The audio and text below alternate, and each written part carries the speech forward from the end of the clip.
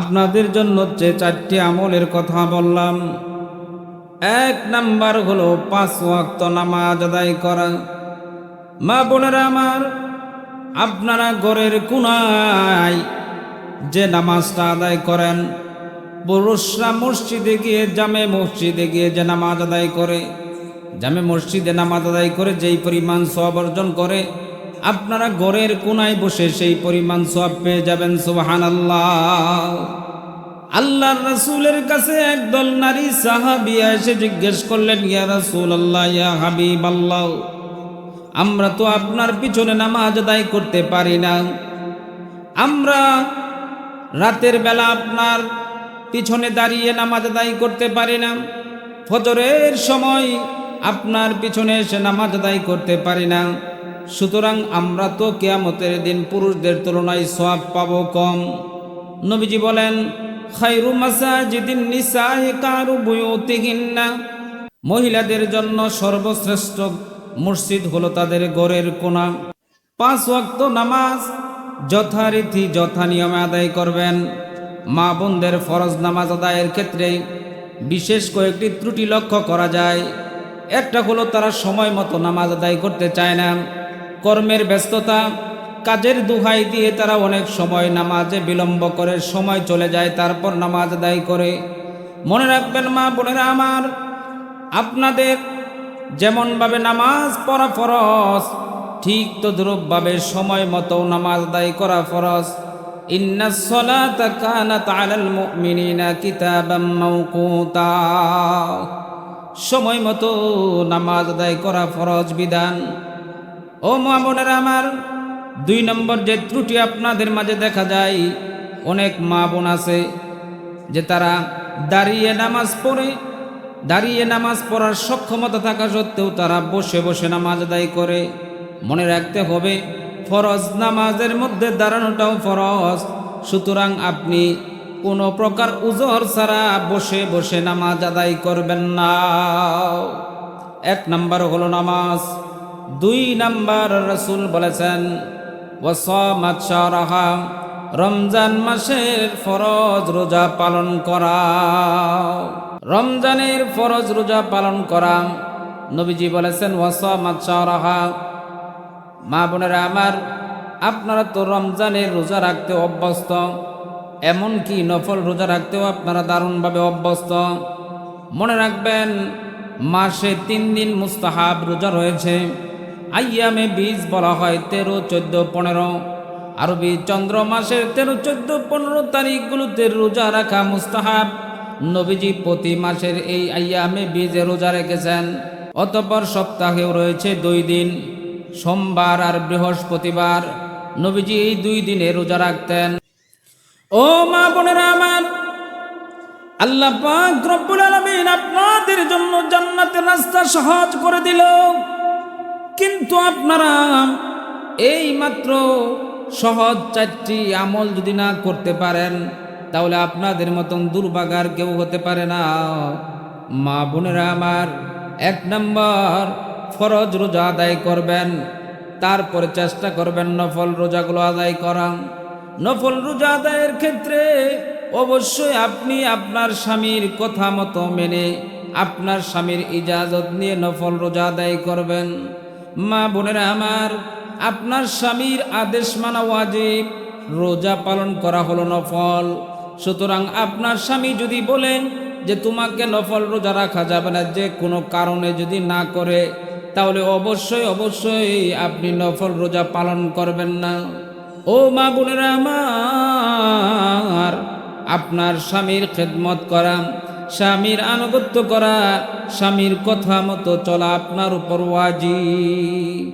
এজন্যই নবীজি বলেছেন, আল মারআতু ইযা সাল্লাত খামসাহা, যেই নারী 5 ওয়াক্ত নামাজ আদায় করে যথারীতি যথা নিয়মে, ওয়াসামাত শাহরাহা, রমজান মাসের ফরজ রোজা আদায় করে, ওয়াতাআত বালাহা, স্বামীর আনুগত্য করে, স্বামীর খেদমত করে। মা বোনেরা আমার, আজকের জমানার অনেক নারী আছে স্বামীর খেদমত করতে চায় না, মনে করে যে স্বামীর খেদমত করা মানে হল দুর্ভাগ্যের লক্ষণ। মনে করে স্বামীর খেদমত করা মানে হলো অভাগার লক্ষণ।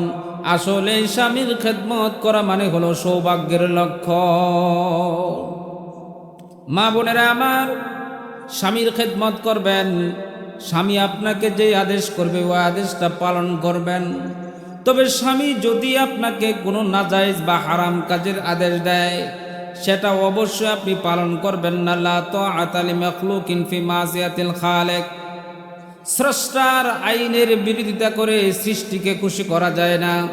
সৃষ্টির কোনো আইন মানা যাবে না, আল্লাহর আইন লঙ্ঘন করা যাবে না।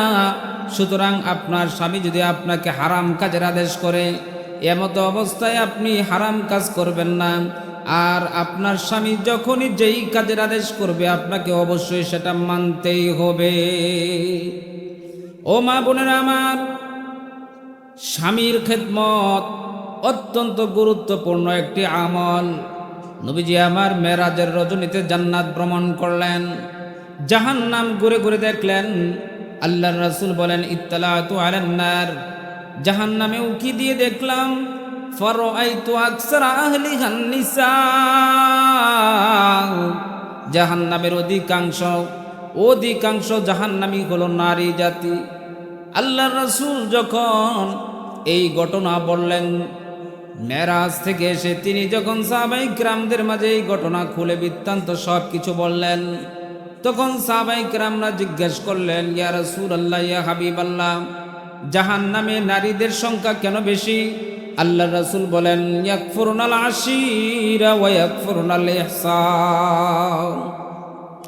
জাহান্নামে নারীদের সংখ্যা এই জন্যই বেশি কারণ তারা স্বামীর অকৃতজ্ঞ এবং স্বামীর প্রতি তারা আনুগত্য নয়, স্বামীর প্রতি তারা অনুগত করে না এবং তারা স্বামীর প্রতি অকৃতজ্ঞ, যার কারণে জাহান্নামীদের সংখ্যা তাদের বেশি।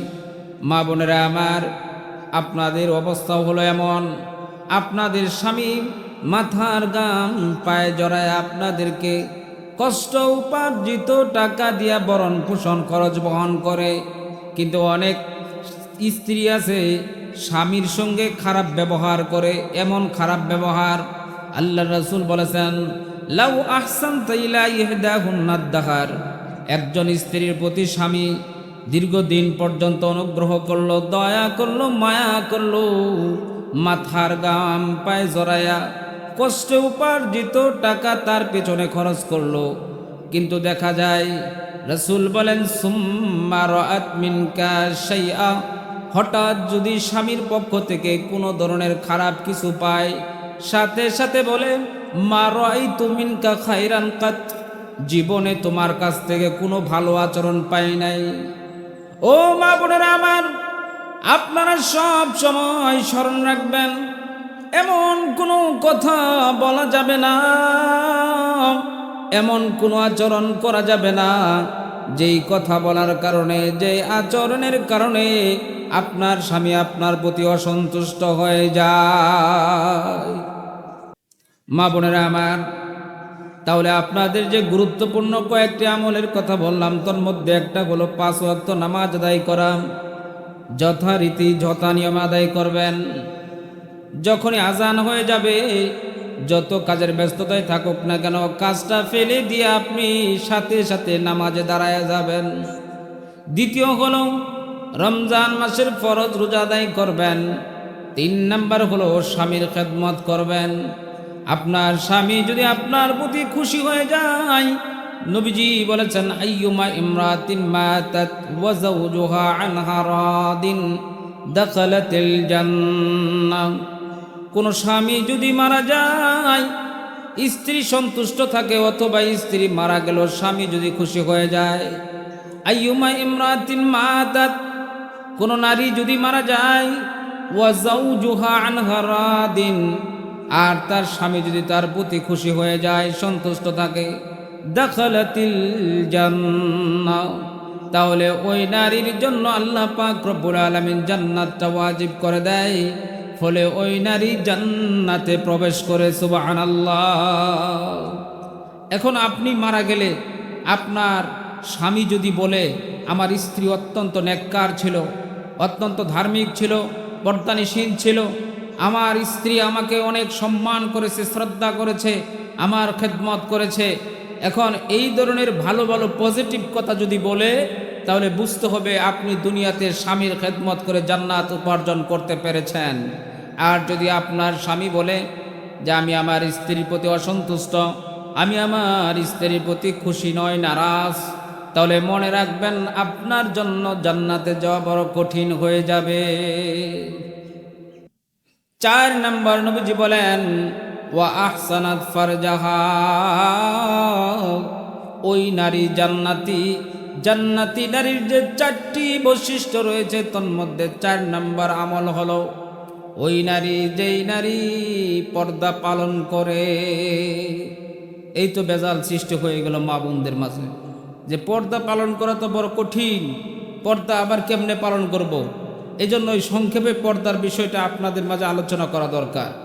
মা বোনেরা আমার, মনে রাখবেন এই পৃথিবীতে আপনি 14 জন পুরুষের সঙ্গে দেখা করতে পারবেন, 14 জন পুরুষের সঙ্গে কথা বলতে পারবেন, 14 জন পুরুষের সঙ্গে আপনি স্বাভাবিকভাবে চলাফেরা করতে পারবেন, কারণ তারা হলো মাহরাম, অর্থাৎ তাদের সঙ্গে আপনার বিয়ে শাদী চিরকালের জন্য হারাম। যেই 14 জন পুরুষ আপনার জন্য মাহরাম, 5 জন হলো বাবার সমতুল্য, 5 জন হলো ভাইয়ের সমতুল্য, 4 জন হলো ছেলের মতন। 5 জন বাবার মতন আপনার আপন বাবা, আপনার দুধ বাবা, আপনার শ্বশুর এবং আপনার চাচা, আপনার মামা। 5 জন হলো আপনার আপন ভাইয়ের মতো, আপনার আপন ভাই, আপনার দুধ ভাই এবং আপনার দাদা, আপনার নানা, আপনার নাতি, তারা হলো 5 জন আপনার আপন ভাইয়ের মতো। আর 4 জন হলো আপনার ছেলের মতো, আপনার নিজের ছেলে, আপনার ভাইয়ের ছেলে, আপনার বোনের ছেলে, আপনার মেয়ের জামাই। এই মোট 14 জন হলো মাহরাম। এই 14 জন পুরুষের সঙ্গে আপনি পর্দা ছাড়া কথাবার্তা বলতে পারবেন, কোনো অসুবিধা নেই। কিন্তু এই 14 জন ব্যতীত পৃথিবীর সমস্ত পুরুষ হলো আপনার জন্য বেগানা। আর এই 14 জন পুরুষই হলো কেবলমাত্র আপনার জন্য এগানা। পর্দার বিষয়টি অত্যন্ত গুরুত্বপূর্ণ। এটার জন্য অনেক নারী জাহান্নামী যাবে, জাহান্নামী হবে। আল্লাহ পাক রব্বুল আলামিন পবিত্র কুরআনুল মাজিদে ইরশাদ করেন ওয়াকারনা ফি বুয়ুতিকুন্না ওয়ালা তাবাররাজনা তাবাররুজাল জাহিলিয়াতিল উলা। মা বোনেরা আমার, আপনাদের পর্দা 2 ধরনের ভাবে পালন করতে হবে। একটা হলো কণ্ঠের পর্দা, আরেকটা হলো দেহের পর্দা। মা বোনেরা আমার, আপনারা কণ্ঠের পর্দা পালন করবেন। মনে মনে চিন্তা করতে পারেন কণ্ঠের আবার পর্দা কিসের? হ্যাঁ, কণ্ঠেরও পর্দা আছে। আল্লাহ পাক রব্বুল আলামিন পবিত্র কুরআনুল মাজিদে ইরশাদ করেছেন ইয়া নিসাআন নাবিয়্যি লাস্তুন্না কাআহাদিম মিনান নিসা ইনিত্তাকাইতুন্না ফালা তাখদা'না বিল কওল ফায়াতমা'আল্লাযী ফী কলবিহি মারাদ ওয়াকুলনা কাওলাম মা'রুফা। আল্লাহ পাক রব্বুল আলামিন বলেন, হে নবী পত্নীগণ, তোমরা তো সাধারণ নারীদের মতো নও। তোমরা যদি আল্লাহকে ভয় করো, তাহলে তোমরা যে সমস্ত বেগানা পুরুষ আছে তাদের সঙ্গে কথা বলার সময় মিষ্টি মিষ্টি আওয়াজে কথা বলো না। যদিও এই আয়াতটি আল্লাহর রাসূলের স্ত্রীদের ব্যাপারে বলা হয়েছে, কিন্তু এই আয়াতে কারিমা সমস্ত মুসলমানদের জন্য ব্যাপক, সমস্ত মুসলিম নারীদের জন্য ব্যাপক। আল্লাহ পাক রব্বুল আলামিন স্পষ্টভাবে বললেন, হে মুসলিম নারীরা, তোমরা যখন বেগানা পুরুষের সঙ্গে কথা বলবে, মিষ্টি মিষ্টি আওয়াজে কথা বলো না, ইনিয়ে বিনিয়ে কথা বলো না, বরং তোমরা তাদের সঙ্গে কথা বলো নেই সঙ্গত আওয়াজে। ওয়াকুলনা কাওলাম মা'রুফা। আর আপনাদের দেহের পর্দা, এটি অত্যন্ত গুরুত্বপূর্ণ। আমার মা বোনেরা, আপনারা যখন বাড়ি থেকে বাহিরে বের হবেন, তখন আপনারা কিভাবে বের হবেন? আল্লাহ পাক রব্বুল আলামিন পবিত্র কুরআনুল মাজিদে ইরশাদ করেন ইয়া আইয়ুহান নাবিয়্যু কুল লিআজওয়াজিকা ওয়া বানাতিকা ওয়া নিসাইল মুমিনিন يدنين عليهن من جلابيبهن ذلك أدنى أن يعرفن فلا يؤذين وكان الله غفورا رحيما আল্লাহ পাক রব্বুল আলামিন বলেন, হে নবী, আপনি জানায়া দেন, তাম পৃথিবীর সমস্ত মুসলিম নারীদেরকে জানায়া দেন, তারা যখন বাড়ি থেকে বের হবে, বের হইলে অবশ্যই তারা যেন ঢিলে ডালা বুরকা পরিধান করে বের হয়। এটা হলো সহজ অনুবাদ। ঢিলে ডালা বুরকা পরিধান করে নারীরা যেন বাড়ি থেকে বের হয়। ও মা বোনেরা আমার, আপনারা এমন বুরকা পরিধান করে বাড়ি থেকে বের হবেন যেন আপনার বুরকার ভিতর থেকে আপনার শরীরের আভ্যন্তরীণ অঙ্গ প্রত্যঙ্গগুলো অনুভব না করা যায়। অনেক মা বোন আছে এমন বুরকা পরে মনে হয় যে বুরকা ফেটে যাচ্ছে এবং বাহির থেকে স্পষ্ট বোঝা যায় তার ভেতরের অঙ্গ প্রত্যঙ্গ সৌন্দর্যতা বাহির থেকে বোঝা যায়। ওটা কিন্তু দিনী বুরকা নয়, ওটা ইসলামী বুরকা নয়। ইসলামী বুরকা হলো যে বুরকার ভিতরে একজন নারী ঢুকলে বোঝা যায় না যে আসলে এই নারীর বয়স কত, এটা বোঝা যায় না সে বৃদ্ধা নাকি সেই যুবতী, এটা অনুমান করা যায় না, আন্দাজ করা যায় না। সেটাই হলো ইসলামী বুরকা। আর বর্তমানে যে ফ্যাশন বুরকা আমরা দেখতে পাচ্ছি, যেই বুরকায় একজন বৃদ্ধা মা বুরকা পরিধান করে পেছন দিক থেকে যদি কোনো ব্যক্তি অথবা সামন দিক থেকে কোনো ব্যক্তি তাকে দেখছে ডানে বামে থেকে, কেউ যখন তার প্রতি লক্ষ্য করে তখন সে মনে মনে ভাবে যেইভাবে বুরকা পরছে বুরকায় মনে হয় এই মহিলা অত্যন্ত যুবতী, আসলে সেই মহিলা যুবতী নয়, একজন বৃদ্ধা মহিলা। আবার অনেক মা বোন রয়েছেন যে বৃদ্ধ বয়সে আপনি বুরকা পরেন, কিন্তু আপনার উঠতি বয়সের তরুণী নাতনি সেটা বুরকা পরে না, পর্দা করে না, তাকে আপনি বেপর্দায় চলাফেরা করার সুযোগ দিলেন। আর আপনার উপর যে বৃদ্ধা বয়সে পর্দার বিধানটা একটু হালকা রয়েছে, একটু শিথিলতা রয়েছে, বৃদ্ধা বয়সে বৃদ্ধা মা, বৃদ্ধা দাদি নানি, তারা হাত মোজা, পা মোজা, তারা সকল মোজা পরলো, নেকাব পরলো, বুরকা পরলো, কিন্তু তার উঠতি বয়সের নাতি, তার উঠতি বয়সের মেয়ে, সেটাকে সে বেপর্দায় রাখলো। মনে রাখবেন, যারা বেপর্দায় চলবে তাদের কপালে কিয়ামতের ময়দানে দায়ুস লেখা থাকবে। আল্লাহর রাসূল বলেছেন 3 শ্রেণীর মানুষের জন্য জান্নাত হারাম, তন্মধ্য থেকে একটি হলো দায়ুস। ইন্নাল্লাহা হাররামা আলাইহিমুল জান্নাহ, আল্লাহ তাআলা তাদের জন্য জান্নাত হারাম করে দিয়েছেন। আল-আক্কু ওয়া মুদমিনুল খামার ওয়াদ দায়ুস আল্লাযী ইউকিররু ফি আহলিহিল কবস। আল্লাহ পাক রব্বুল আলামিন 3 শ্রেণী মানুষদের জন্য জান্নাতটা হারাম করে দিয়েছেন। ওই সকল সন্তান, মা বাবার অবাধ্য সন্তান, তাদের জন্য আল্লাহ পাক রব্বুল আলামিন জান্নাত হারাম করে দিয়েছেন। 2 নম্বর হলো মুদমিনুল খামার, ওই সকল ব্যক্তিদের জন্য আল্লাহ জান্নাত হারাম করে দিয়েছেন যারা মদ্যপায়ী, যারা মদ পান করে, নেশা করে, ইয়াবা খায়, যারা গাঞ্জা খায়, যারা হিরোইন খায়, যারা বিভিন্ন ধরনের নেশা পানির সঙ্গে যুক্ত আছে, আল্লাহ পাক রব্বুল আলামিন তাদের জন্য জান্নাত হারাম করে দিয়েছেন।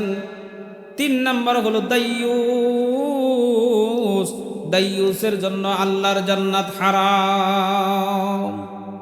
ও মা বোনেরা আমার, দায়ুসের জন্য আল্লাহর জান্নাত হারাম করা হয়েছে।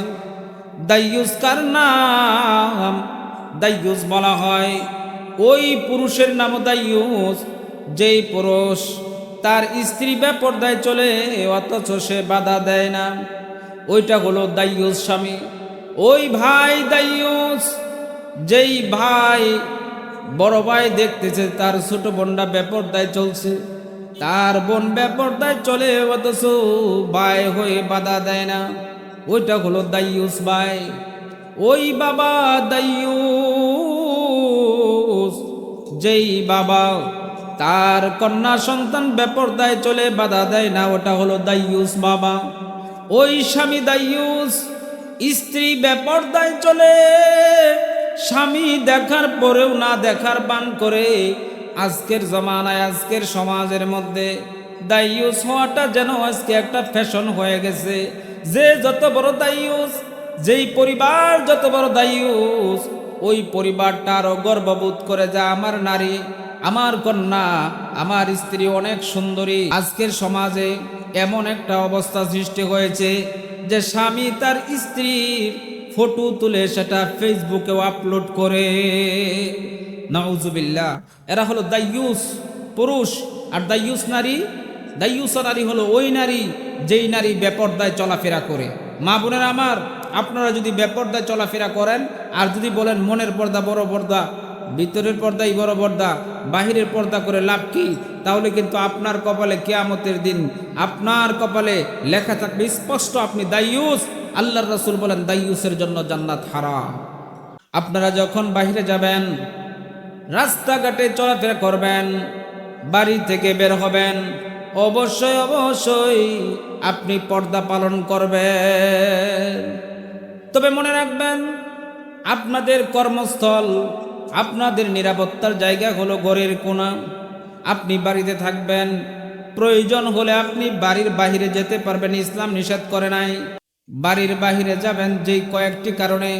এক নাম্বার হলো ধর্মীয় কারণে, দুই নাম্বার হলো আপনার ব্যক্তিগত কোনো যদি প্রয়োজন থাকে তাহলে আপনি বাড়ির বাহিরে যেতে পারেন। একেবারে মৌলিক জরুরত যদি থাকে তাহলে আপনি বাড়ির বাহিরে যেতে পারেন। তিন নাম্বার হলো আপনার যদি কোনো ধরনের বড় ধরনের আর্থিক সংকট তৈরি হয়, আর ওই আর্থিক সংকটতা থেকে যদি আপনাকে বাঁচানোর মতো কেউ না থাকে, তাহলে আপনি পর্দার সহিত বাড়ি থেকে বের হতেই পারবেন। ও মা বোনেরা আমার, বাড়ি থেকে যখন আপনি বের হবেন ডিলে ডালা বুরকা পরিধান করে বের হবেন। বাড়ি থেকে যখন আপনি বের হবেন তখন অবশ্য আপনার দৃষ্টিকে অবনমিত রাখবেন। চোখের হেফাজত করা এটা নারীদের অত্যন্ত গুরুত্বপূর্ণ একটি পর্দা। আল্লাহ পাক রব্বুল আলামিন পবিত্র কোরআনুল মাজিদে বলেন, কুল লিল মুমিনাতি ইয়াগুদুনা মিন আবসারিহিন্না ওয়া ইয়াহফাজনা ফুরুজাহুন। আল্লাহ পাক রব্বুল আলামিন বলেন, আপনি মুসলিম নারীদেরকে বলে দিন, তারা যখন রাস্তায় বের হবে অথবা তারা যখন বেগানা পুরুষের সামনে যাবে, অবশ্যই যেন তারা তাদের চোখের হেফাজত করে। আমার মা বোনেরা, আপনি যখন বাড়ি থেকে বের হবেন আপনার চলার মধ্যেও একটা পর্দা আছে। আল্লাহ পাক রব্বুল আলামিন পবিত্র কোরআনুল মাজিদে ইরশাদ করেন, ওয়ালা ইয়াদরিবনা বিআরজুলিহিন্না লিয়ু'লামা মা ইউখফিনা মিন যিনাতিহিন। আল্লাহ পাক রব্বুল আলামিন বলেন, নারীরা যেন নরম নরম কদমে পদাচরণ করে, নরম নরম কদমে চলাফেরা করে। আপনাদের চলার মধ্য দিয়ে আপনাদের লুকায়িত সৌন্দর্যতা যেন বাহিরে প্রকাশিত না হয়, এটা অত্যন্ত একটি গুরুত্বপূর্ণ আমল। মা বোনেরা আমার, তাহলে আজকে থেকে সিদ্ধান্ত নেন, বাড়ি থেকে গেলে অবশ্যই তিনটা জিনিসের প্রতি খেয়াল করবেন। বাড়ি থেকে বের হলে অবশ্যই তিনটা জিনিসের প্রতি খেয়াল করবেন। এক নম্বর হলো ডিলডালা বুরকা পরিধান করবেন, দুই নম্বর নজরকে হেফাজত করবেন, তিন নম্বর হলো আপনি নরম নরম কদমে চলবেন। আমার মা বোনেরা, আপনি যখন বাড়ির ভিতরে থাকবেন, আপনি যখন বাড়িতে থাকবেন তখন তো আপনার মাঝে অনেক আত্মীয় স্বজনরা আসবে, আপনাদের বাড়িতে অনেক আত্মীয় স্বজনরা আসবে। তাদের সঙ্গে আপনি কেমন আচরণ করবেন, বা আপনার বাড়িতে কেউ যদি প্রবেশ করে তাহলে আপনি কি করবেন? আল্লাহ পাক রব্বুল আলামিন পবিত্র কুরআনুল মাজিদে বলে দিয়েছেন, ইয়া আইয়ুহাল্লাযীনা আমানু লা তাদখুলু বুয়ুতান গায়রা বুয়ুতিকুম হাত্তা তাস্তানিসু ওয়া তুসাল্লিমু আলা আহলিহা। আমার মা বোনেরা, যেন কোনো ব্যক্তি যেন আপনার বাড়িতে প্রবেশ করতে না পারে, অবশ্যই এটা আপনাকে খেয়াল রাখতে হবে। আজকের বাড়িরও একটা পর্দা থাকে, কিন্তু অনেক বাড়িতে এমনভাবে লোকাল হয়ে গেছে যে কোনো ব্যক্তি কোনো প্রকার হাসি নাই, কাশি নাই, সালাম নাই, শব্দ নাই, কিচ্ছু নাই, বাড়িতে ঢুকে পড়ল, অন্দর মহলে ঢুকে পড়ল, বিছানায় গিয়ে বসে পড়ল। আল্লাহ পাক রব্বুল আলামিন স্পষ্ট বলেছে, হে দুনিয়ার মুসলমান, তোমরা যখন অন্যের ঘরে প্রবেশ করতে চাও অবশ্যই অবশ্যই বাড়িওয়ালার অনুমতি নেবে এবং তুমি ওই বাড়িওয়ালাকে সালাম প্রদান করবে। যদি অনুমতি দেয় তাহলে তুমি প্রবেশ করবে, আর যদি অনুমতি না দেয় প্রবেশ করতে পারবে না।